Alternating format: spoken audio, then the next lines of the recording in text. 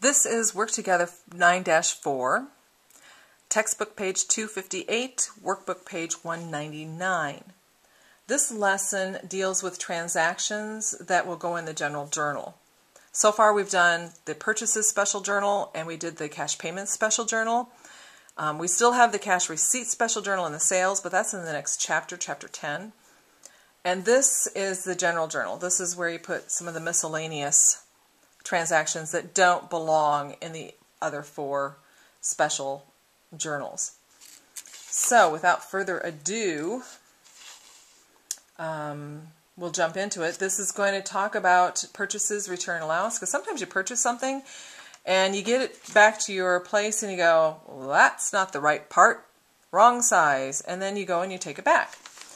So you need to record that you returned something. Or maybe you get home and you open up the box and you go, it's damaged. It's got a dent in it.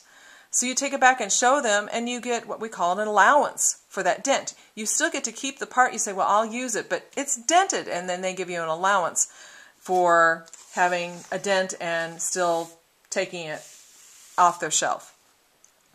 So here we go. The instructions. We are working for Rudd Electric.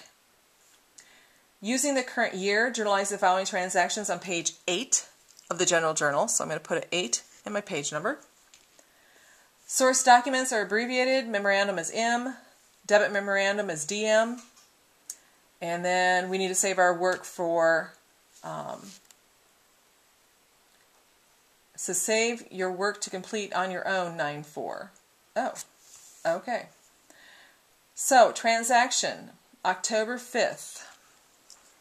So I'm going to write in October 5th, and above October I'm going to put 2012. I know you know that.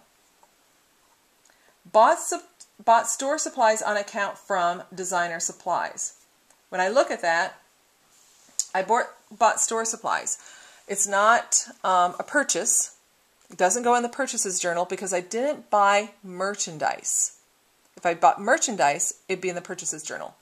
But these are store supplies. Merchandise is something I turn around and I sell, make money off of. Store supplies I don't. I just use them up on a daily basis. So that's just in the general journal, not in the purchases journal. So store supplies I gained. So I'm going to put that in first because it'll end up being my debit. Remember, it's an asset. Assets to increase is to debit. And debits are always listed first. $180. Document number M35.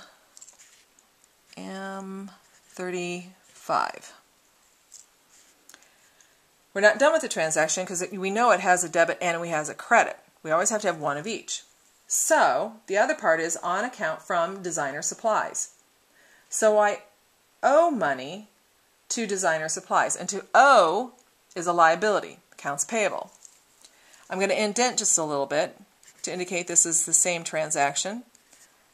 It's hard to remember which accounts or which journals you indent and which ones you don't.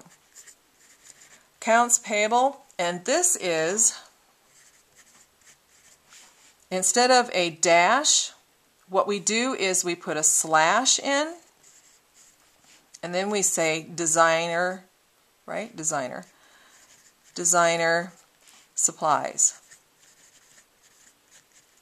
And in the post-reference column, we put that same slash. And in the credit column, we'll put $180.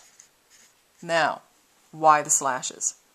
Because this amount in the credit column is going to be posted to accounts payable controlling account, and it's going to be posted to the accounts payable subsidiary account, Designer Supplies.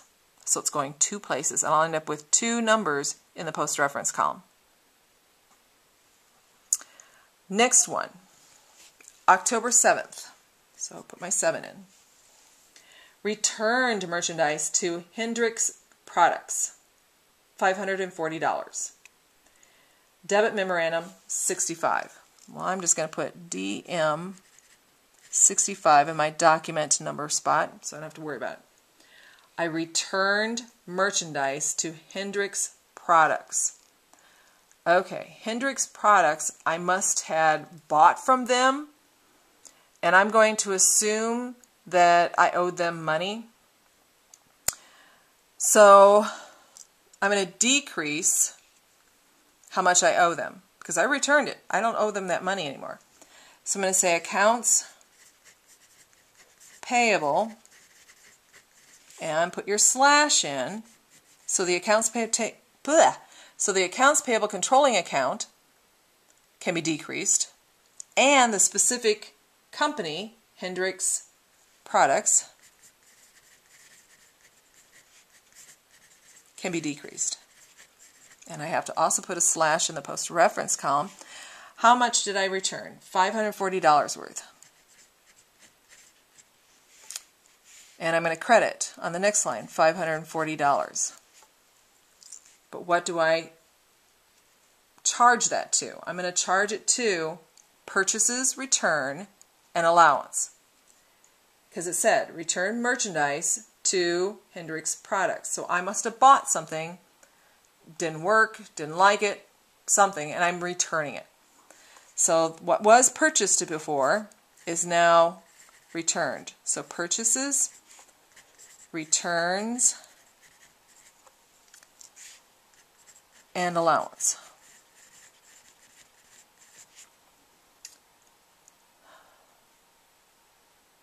And am I missing anything? No. That is it for Work Together 9-4. And you will use this same sheet, I thought it said, on your own 9-4. It says use the general journal that you started for Work Together on 9-4 to complete on your own 9-4. Sounds good.